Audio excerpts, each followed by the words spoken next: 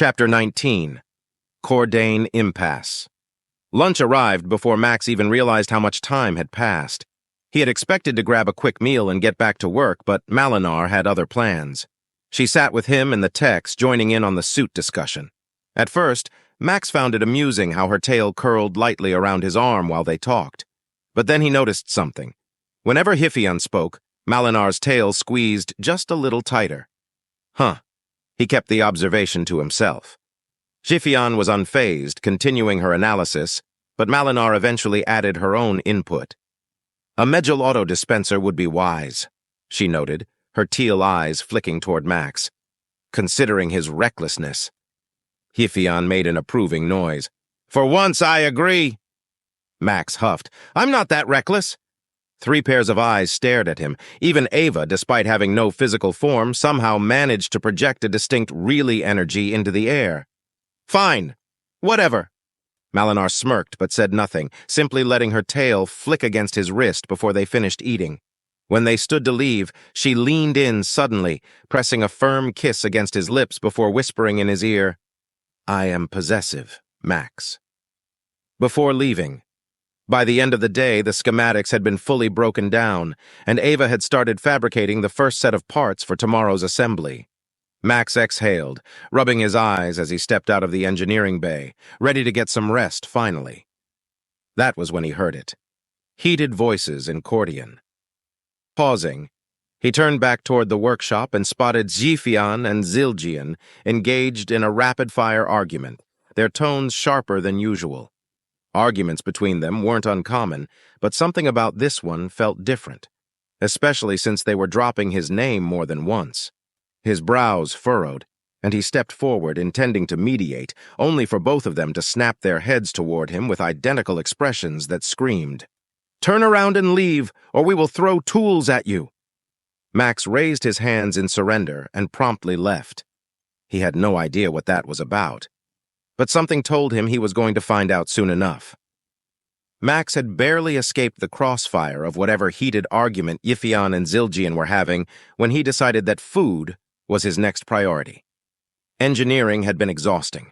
Between translating old human design choices into something the council engineers would accept and ensuring Ava's fabricators had the right parameters, he hadn't had a moment to breathe. But just as he rounded the final corner toward the mess hall, Malar appeared out of nowhere, pressing him back into an alcove. Her teal eyes locked onto his, intense and searching, and her nose twitched rapidly as if she were trying to catch a scent. Her teal eyes locked onto his, intense and searching, and her nose twitched rapidly as if she were trying to catch a scent. Max swallowed hard, momentarily stunned. Mal? What exactly are you doing? Her expression flickered with something unreadable before she suddenly smiled, dismissing his question with a wave of her hand. Nothing important. That wasn't convincing, not in the slightest. Max reached out instinctively, catching her wrist before she could turn away. He wasn't normally aggressive. It wasn't in him. But this felt different. He couldn't let it go. Malar, he said firmly, his grip gentle but unyielding. What was that? She hesitated for a second, then let out a slow breath. At lunch, I sensed something. Max raised an eyebrow. Something? She sighed, folding her ears back slightly, her tail twitching. HFY, he blinked. HFY what? Malar gave him a look like he was the densest being in the galaxy. She's attracted to you, Max. For a moment, his brain outright refused to process the information. Wait, what? Today had felt like any other workday with HFY. Aside from her usual exasperation at his design quirks, nothing had seemed off. No weird tension, no flustered reactions, nothing. Malar must have seen his confusion because she sighed again, slower this time, like she was explaining something painfully obvious. Kordians don't express attraction like you or me. They're structured.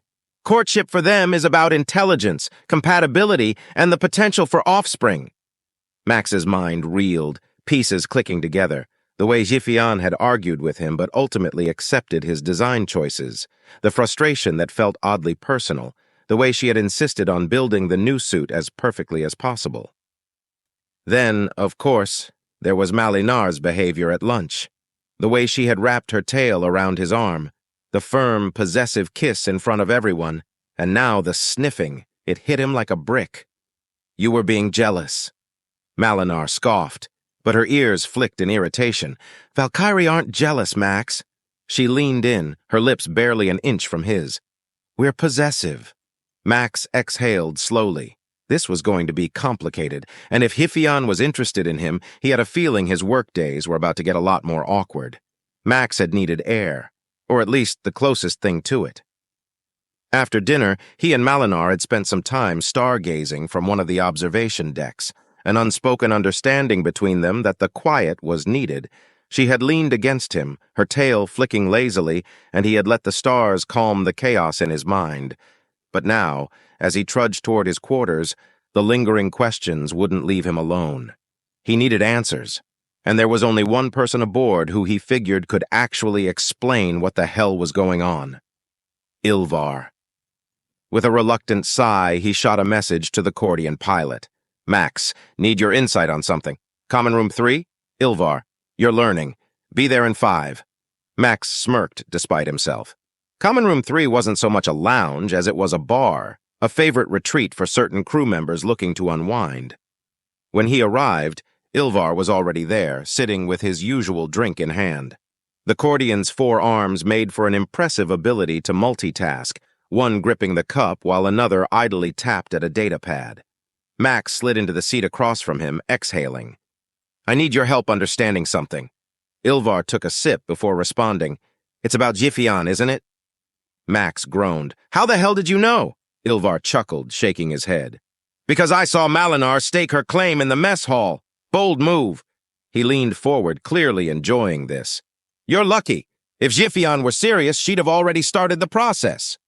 Max frowned. "Process?" Ilvar set down his drink. "Kordain relationships aren't monogamous, Max. It's all about intelligence and compatibility. Hoarding intellect, so to speak. As long as Malar doesn't outright reject Hyphion, then you're fair game." Max's brain stalled. "What?" Ilvar grinned.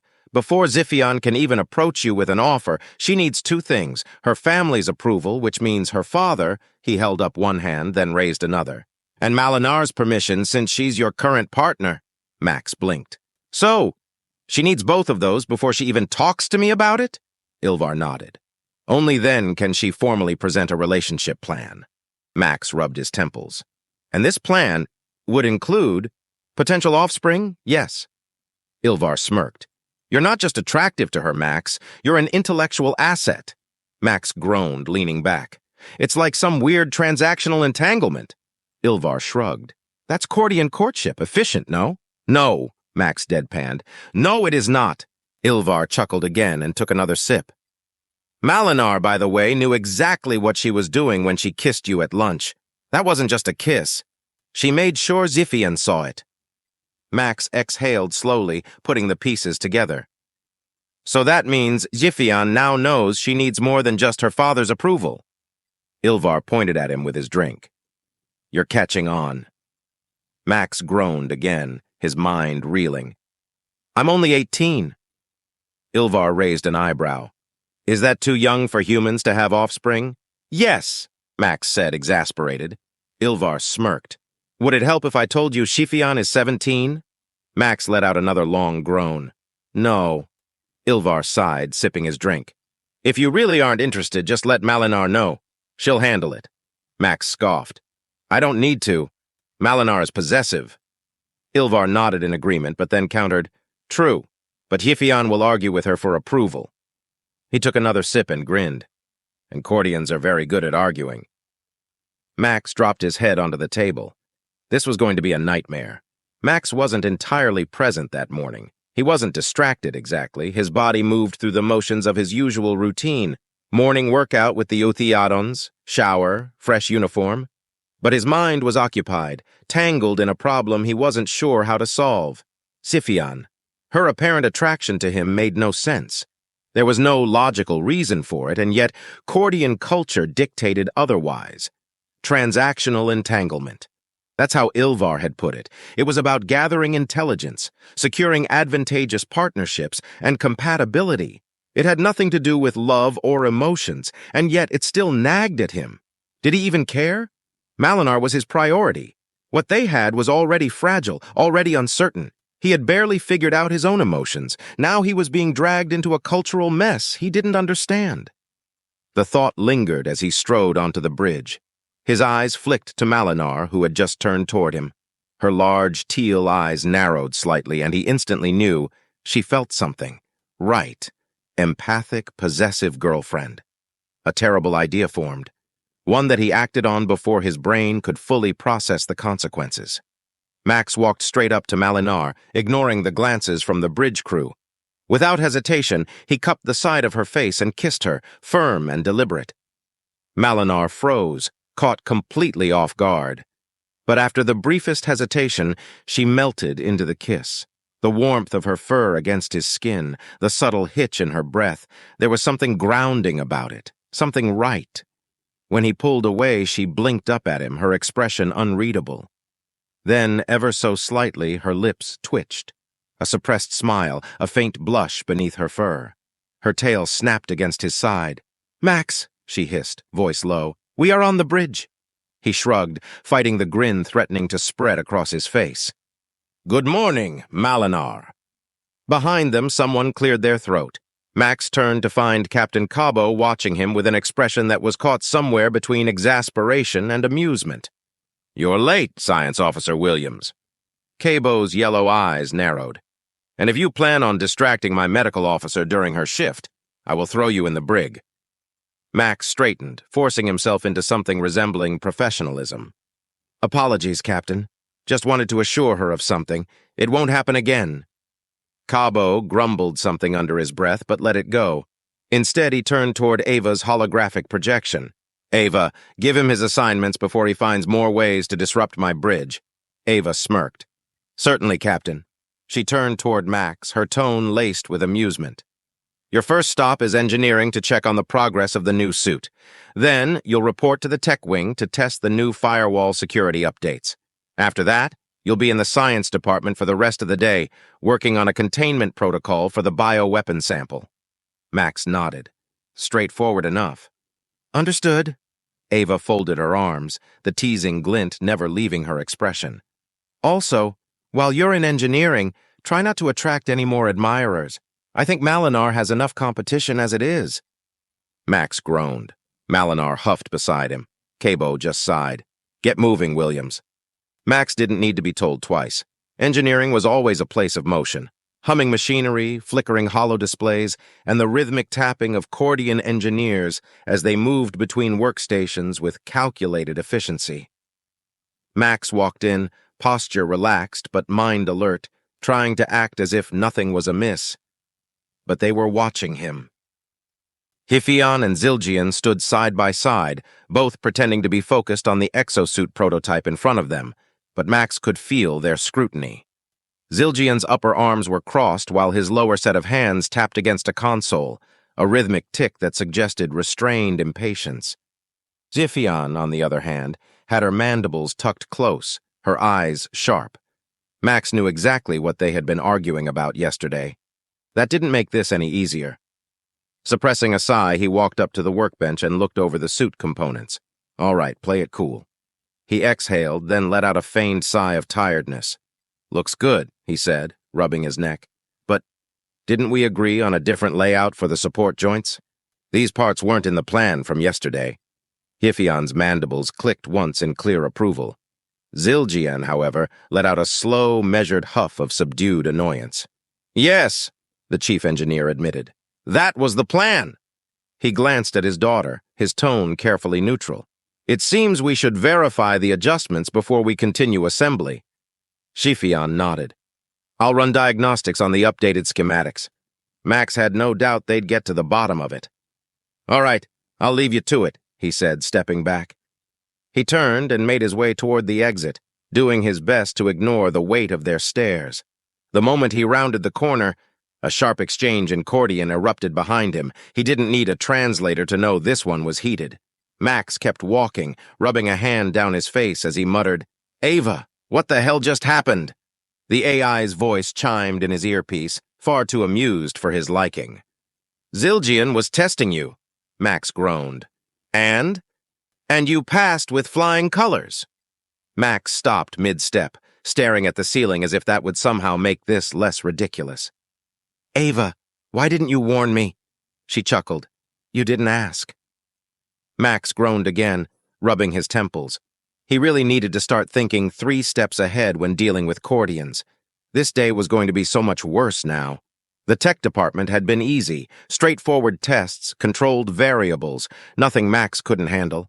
He sat at a terminal, fingers gliding over the holographic interface as he probed the new firewall system they were developing. The task was simple: try to break it.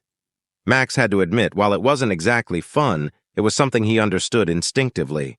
He ran a few simulated attacks, testing for weak points in the firewall's structure. Within 10 minutes, he'd already found 2 glaring vulnerabilities. Another 5 minutes, and he had workarounds for both. Found 2 holes, he reported, leaning back in his chair. The lead tech officer, a lanky reptilian skelv named Drovan, huffed, his nostrils flaring. Already? Max smirked. They weren't hard to find. Drovan muttered something in Skelvian, probably a curse, before nodding. I'll patch them. You're free to go. And just like that, Max was out the door. But even as he walked toward the science department, his mind was still stuck on her. Shifian. The whole situation was weird. He had been so caught up in his own thoughts, running over the previous argument, the test Zildjian had sprung on him, and the way Shifian had reacted, that he didn't even register where he was going until... thud. He collided straight into a wall of orange fur, Tashar. The Zitrain let out a very put-upon groan, ears twitching in irritation as he took a step back. Focus, Deathworlder. Max shook himself out of his daze, blinking. Right. Sorry, I was just... He hesitated, running a hand through his hair. I've been stuck on a complex problem, not even sure if it's viable biologically. That, at least, caught Tashar's interest. His tail flicked once. Let me guess. This is about you and Malar? Max blinked at him. What? No. We're fine. It's, actually about Zifian. Tashar groaned, pinching the bridge of his snout. Oh, for the void's sake. Max raised his hands. Hey, I just found out she's apparently interested in me, okay? And now I have questions. Tashar's ears flattened as he exhaled sharply. You're overcomplicating this, aren't you? I don't know if I am, Max shot back. I mean, is it even possible?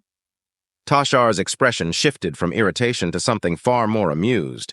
His lips curled, his sharp teeth flashing in a smug little grin. Ah, that's what's bothering you. Max frowned. What? Tashar's smirk grew wider. You're wondering if offspring would be viable. Max hesitated. Yes? Tashar's tail flicked again, this time in open amusement. He folded his arms. That's council standard biological knowledge. Max stiffened slightly. He didn't like being out of the loop on things that seemed obvious to everyone else. And? Tashar let the silence stretch, clearly savoring this moment before finally leaning in slightly, his voice dripping with condescension. Kordian biology is adaptive and predatory. He tilted his head, his tone far too smug. Any offspring Zifian has will be Kordian, regardless of her partner's species. Max froze. His brain stalled for a full second as he processed that. Then, You could have just said that, he grumbled. Tashar snorted, clearly enjoying this far too much. But then I wouldn't have gotten to watch you squirm. Max let out a long, slow sigh. I hate you. No, you don't, Tashar replied smoothly, already turning back toward his workbench. Now, if you're done being idiotic, I actually have work to do. Max ran a hand down his face. He wasn't sure if he felt better about this whole situation or worse. The brainstorming session had stretched on for what felt like hours, with the science department caught in a cycle of overcomplicating the problem. They were running simulations, running through theories, and ultimately getting nowhere. Max leaned back in his chair, listening to the back and forth. They needed a way to break off a sample of the bioweapon, store it safely, and keep it from spreading. The problem? The substance actively converted organic matter into more of itself, meaning any containment that wasn't completely inert would eventually be compromised. Max frowned, running through materials in his head. The more he thought about it, the more ridiculous the discussion seemed. Why not just use a hardened glass container and seal it with synthetic material, he finally said. Silence. Tashar's fur bristled, his ears flicking back in irritation. The rest of the team looked at him as if he had just spoken in an unknown language. Ava was the first to break the silence, materializing her hologram with a smirk. Ah, that classic human problem-solving. Too bad synthesizing non-organic material is something only humans have ever done, she quipped, arms crossed. Max blinked. Wait, what? Tashar sighed, rubbing his temples. We don't have the time to wait for a shipment of synthesized materials, Max. We need something we have on hand. No, back up, Max said, holding up a hand. You guys have rubber, plastics, composites. Hell, even some of the circuitry in this ship relies on synthetic polymers. How do you not synthesize non-organic materials? We acquire them, Tashar corrected, as if it were the most obvious thing in the world. We have manufacturing techniques to refine and shape them, but actual synthesis? That's a Death Worlder technology. And considering how few of you there are in the galaxy. Max sighed, pinching the bridge of his nose. It always came back to that, didn't it? Humanity had done so many things out of necessity that the rest of the galaxy had never even considered. Well, good thing I'm here then. He stood up, already running through what he needed in his head. I'll be in my lab. Lab? Tashar scoffed. You mean your corner? Max shot him a grin. My corner's about to save us a lot of trouble. He turned to leave, but not before calling out over his shoulder. Ava, update the bridge. Tell Cabo I'm applying my human solution to the problem. Ava chuckled. Oh, he's going to love that. As Max walked down the corridor, he couldn't help but shake his head. The sheer difference in technological philosophy between humanity and the Interstellar Council still amazed him. But if they weren't going to do it, he would. Time to put his corner of the lab to good use. Max worked methodically, the rhythmic sound of his tools and the hum of the fabricator filling the air. Creating the glass storage boxes had been relatively simple once he acquired the sand. Fortunately, the ship carried a supply meant for certain species who slept in it. The requisition had gone through without much trouble, and by the end of the day, he had successfully crafted 7 one-foot square containment boxes, each with a tightly sealing lid. Some parts of the process required him to head down to engineering to oversee the fabricator's settings, which, to his mild amusement, meant dealing with Zildjian tech. The chief engineer had watched him with a skeptical expression, arms crossed as Max calibrated the system. You're fabricating storage containers? Zildjian had asked. For the bioweapon sample, Max replied, not looking up from the interface. Needed something non-organic, inert, and sealable. Glass and synthetic composites work. Zildjian had grumbled, but ultimately let Max continue without further argument. Now, back in the common lab, Max stood in front of his work, double-checking each container for any imperfections. Tashar arrived just as Max was placing the last lid onto one of the glass boxes. The Zitrain's sharp eyes studied the containers before flicking back to Max, his tail giving a single irritated twitch. This is impressive, Tashar admitted, though his voice carried an unmistakable edge. Annoying, but impressive. Max smirked. Annoying? Yes, Tashar huffed, because now I have to address a problem that shouldn't exist. We still need to retrieve the sample, and I've determined the best method. He straightened up, his tone shifting into a more official stance. You'll use a plasma saw to cut out sections of the frozen bioweapon. Max arched an eyebrow. He crossed his arms, considering the suggestion. It made sense in theory. Plasma saws were precise and would make quick work of slicing out controlled pieces. But something nagged at him. Instead of rejecting it outright, he turned to Ava. What's the estimated resistance force of the bioweapon's frozen form? Ava appeared in her usual holographic form, her expression neutral as she processed the question. There was a long pause before she finally answered. Not much more than standard water ice, she said. Max hummed in thought. Then he shook his head. Yeah, no. Plasma saw's a bad idea. Tashar's ears flicked back, his fur bristling slightly. What? Why? Max ignored the irritation in his tone and started tapping on a nearby console. The bioweapon dies in extreme heat, right? So, yeah, a plasma saw would work, but there's a catch. It'll also wake up whatever fragments I'm supposed to collect. Tashar's mouth opened slightly before closing again. His eyes narrowed. Go on. A plasma saw doesn't just slice. It vaporizes material at the cutting edge. We don't know how reactive this stuff is when disturbed. The heat might just kill the outer layer, but the deeper material could still be viable. Worse, if any of it gets airborne before we can secure it, we might have a containment breach. Tashar folded his arms, contemplating. And your alternative? Max turned back to Ava. Add a hammer and pickaxe to the fabricator queue. Reinforce them to handle my strength. Ava tilted her head. Upgrading tool integrity for a Deathworlder user. Got it. She vanished to process the request. Tashar exhaled sharply. A hammer and a pickaxe? That's your grand human solution? Max smirked. Yep. That is primitive. That is effective, Max countered. Instead of melting through and waking up whatever's inside, I can just crack and smash pieces off while they're still in their frozen, inert state. Clean breaks, minimal disturbance, and nothing getting vaporized into the air. Tashar grumbled something under his breath, but Max caught the slight twitch of his tail, the Zitrain equivalent of reluctant approval. Fine, Tashar muttered. We'll do it your way, but if this fails, I'm submitting an official complaint to the captain about your methods. Max chuckled. If this fails, I'll write the complaint myself. Ava reappeared, grinning.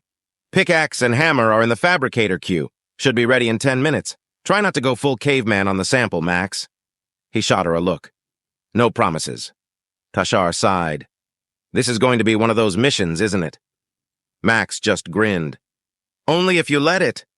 Max had barely stepped into the mess hall when Malar intercepted him, her hand gripping his arm while her tail coiled possessively around his waist.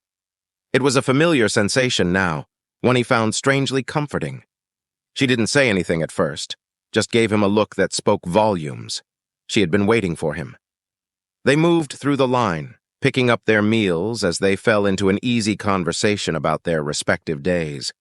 Max recounted his long battle with the fabricator and Tashar's increasingly agitated insistence that a plasma saw was the only logical choice.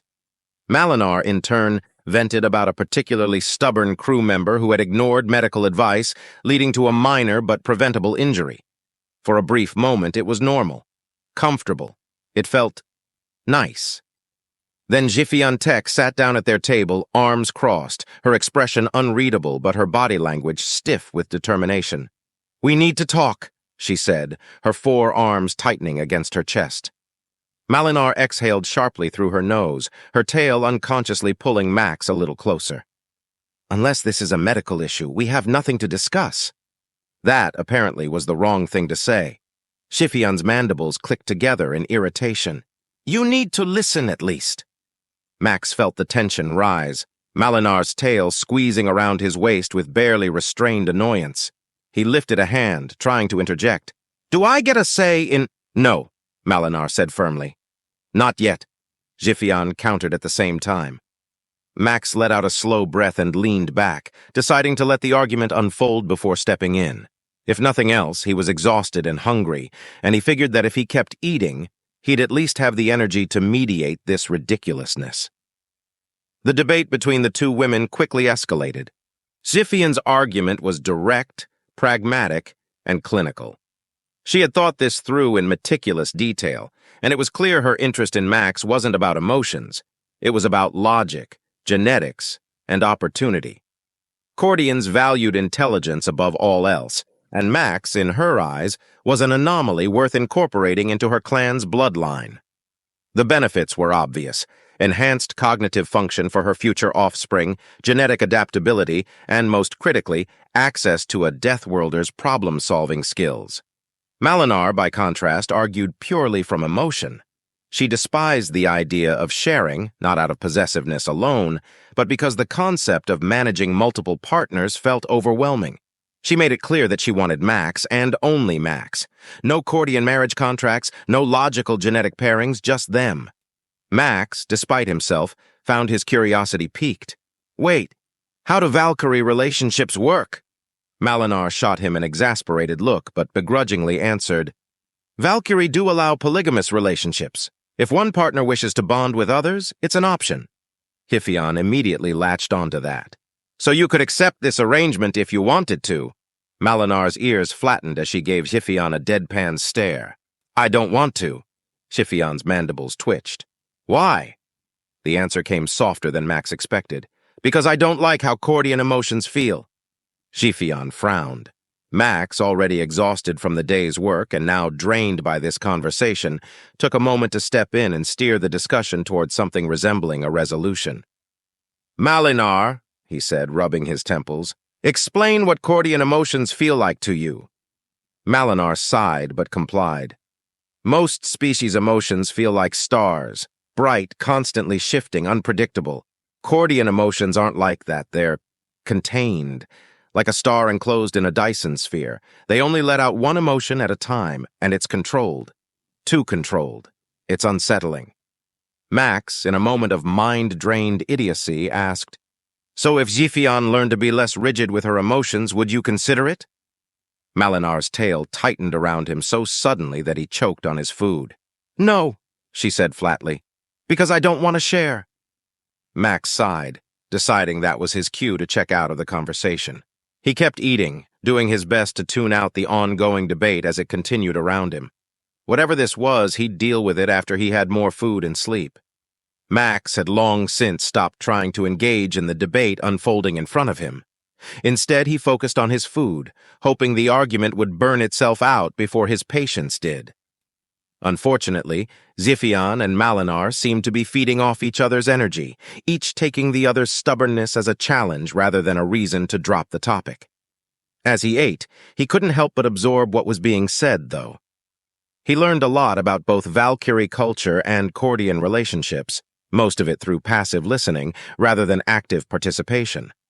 Valkyrie apparently were naturally polygamous, largely due to their empathic sense and cycling breeding seasons. Bonds between partners were fluid, emotions interwoven between multiple individuals in a way that made monogamy more of an outlier than the norm. But Malinar, due to her own history, outright rejected that practice. She wanted one person, one connection, a single source of stability and comfort. Given what Max had already pieced together about her past with Coda and the pain of losing him, it wasn't hard to understand why.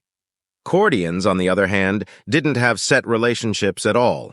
Their culture prioritized genetic exchange based on intelligence. Emotional bonds were secondary at best. Family lines were built on intellect, not affection. In Xifion's view, Max was a rare find, a prime candidate for genetic contribution, and much to his horror, she wanted to secure that contribution before the horizon reached port in a few months. Then, somehow, the conversation shifted to children. It started with Xifion's calm, pragmatic statement. I only require one litter from him. Max nearly choked on his food. Malinar, however, responded immediately, a low growl vibrating in her chest. No. If anyone is having Max's children, it will be me. That was about when Max realized that neither of them had considered his thoughts on the matter. More importantly, neither of them seemed to understand how human families actually worked. He swallowed hard, set his utensils down, and took a deep breath before speaking. Okay. No. His voice was firm, cutting through the heated tension at the table. We're going to slow this conversation down because apparently I've been demoted from person to prized breeding stock, and I'd like to put an end to that. Xiphion perked up slightly, clearly interested in what she saw as a chance to negotiate. Then clarify your stance. Okay. No. His voice was firm, cutting through the heated tension at the table. We're going to slow this conversation down because, apparently, I've been demoted from person to prized breeding stock, and I'd like to put an end to that. Xiphion perked up slightly, clearly interested in what she saw as a chance to negotiate. Then clarify your stance. Malinar, however, stiffened. He could feel her tail wrap a bit tighter around his waist, her emotional senses picking up on something deeper than just irritation. Max sighed, rubbing his temple. First off, let's get this out of the way. Polygamy exists in human culture, but it's rare. In the vast majority of cases, relationships are based on emotions, not genetics or societal structures. Having kids isn't just about making them, it's about raising them together. It's a long-term commitment that doesn't just stop at birth. Xiphion tilted her head, mulling over his words. But Malinar's attention was still on him, her teal eyes searching his face, reading between the lines. He could feel the weight of her focus like a pressure in the air. And more importantly, Max continued, I'm 18. I am not ready to be a father. Not now. Probably not for another 10 years, if not longer. That, apparently, was the wrong thing to say. Xifion's expression shifted into something far too pleased, as if she had just extracted a crucial piece of information. So 10 years, then? Malinar, meanwhile, looked excited. Max had the sinking realization that she had just filed this information away for later. Max groaned, dropping his head into his hands. You're both completely skipping over the part where I get a say in this. Luckily, Malinar sensed his exasperation, probably far too acutely, and saw the opportunity to make their escape.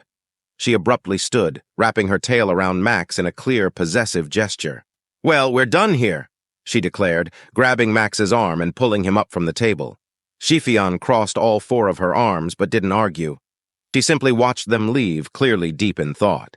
Max, still processing the absurdity of the last 20 minutes, let himself be dragged away. Food was good, at least, he muttered. Malinar huffed. You're lucky I like you, Deathworlder. Max sighed. He had survived shipwrecks, cryostasis, and an entirely new galaxy, but apparently he wasn't ready for this. The door to Max's cabin slid shut behind them with a quiet hiss, sealing off the chaotic mess of conversation that had left his mind spinning. He let out a breath he hadn't realized he was holding and ran a hand through his hair, exhaustion weighing down on him like a lead blanket. Before he could fully register it, Malinar wrapped her arms around him from behind, pulling him into the warmth of her embrace. The contact startled him, but he didn't resist. Her presence had become something grounding, something that pulled him back when he got lost in his own head. I'm sorry, she murmured against his back, her voice thick with guilt. Max frowned and gently placed his hand over hers, brushing his thumb across her fingers. You don't have anything to be sorry for, he said, his tone quiet but firm. Malinar tightened her grip slightly. I let that conversation go too far. I forgot your past. I should have stopped it before it dredged up anything painful. Max sighed and turned slowly in her arms until he was facing her. He lifted a hand to her face, cupping her cheek as he met her gaze. The pain is always there, he admitted softly, allowing his mental barriers to slip just enough for her to feel the tangled mess of emotions beneath his exhaustion. Grief, frustration, lingering unease but also warmth, trust, and something deeper, something still uncertain but undeniably present. But none of it is your fault. Malinar closed her eyes briefly, exhaling as she leaned into his touch. Then, without warning, she surged forward and kissed him, her lips pressing against his with a fervor that made his breath hitch. When she pulled back, her teal eyes flickered with something more intense, more certain. Before he could question it, she gently pushed him backward until the backs of his knees hit the edge of his bed. Too tired to resist, he let himself fall onto the mattress with a quiet grunt, looking up at her with a mix of confusion and curiosity. She smiled, soft but unmistakably possessive, and leaned down to kiss him again, slower this time, lingering as if committing the moment to memory. When she pulled back, she murmured, I'll stay until you're asleep, then slip out. Max blinked, his brain lagging behind the situation. Malinar, you don't... Before he could finish, she straddled his hips, her hands deftly unfastening the clasps of his tunic. His breath caught as she leaned close, her voice a hushed murmur against his ear. You're not ready to share a bed with me, she reminded him, her tone teasing but undeniably affectionate. But maybe soon. Max swallowed hard, his pulse kicking up for reasons entirely unrelated to anxiety. He knew she meant what she said. This wasn't some ploy to push him into anything before he was ready. It was comfort, reassurance, and a promise all wrapped into one.